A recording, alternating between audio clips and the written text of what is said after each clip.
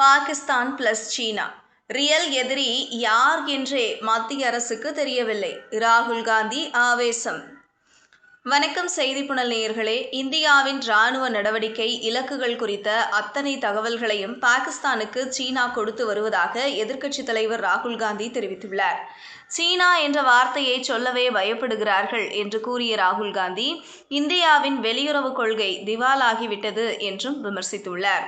நாடாளுமன்றத்தில் ஆபரேஷன் சிந்தூர் மற்றும் பஹல்காம் தாக்குதல் தொடர்பான விவாதம் நடைபெற்று வருகிறது. இந்த விவகாரம் தொடர்பாக ஏற்கனவே பாதுகாப்புத்துறை அமைச்சர் ராஜ்நாத் சிங் மற்றும் வெளியுறவுத்துறை அமைச்சர் ஜெய்சங்கர் ஆகியோர் விளக்கமளித்தனர். இதனைத் தொடர்ந்து இன்று எதிர்க்கட்சித் தலைவர்கள் பல்வேறு கேள்விகளை எழுப்பி வருகின்றனர். அந்த வகையில் எதிர்க்கட்சித் தலைவர் ராகுல் காந்தி பேசுகையில், 1971 போரின் போது பாதுகாப்பு படையினருக்கு அப்போதைய பிரதமர் இந்திரா காந்தி முழு சுதந்திரம் அளித்தார். அவர் எந்த வல்லரசு நாட்டின் ஆதிக்கத்திற்கும் அடிபணியவில்லை. இந்திரா காந்தியை போல் மோடிக்கு தைரியம் இருந்தால் ட்ரம்ப் பொய் சொல்கிறார் என்று பிரதமர் மோடி நாடாளுமன்றத்தில் சொல்லட்டும்.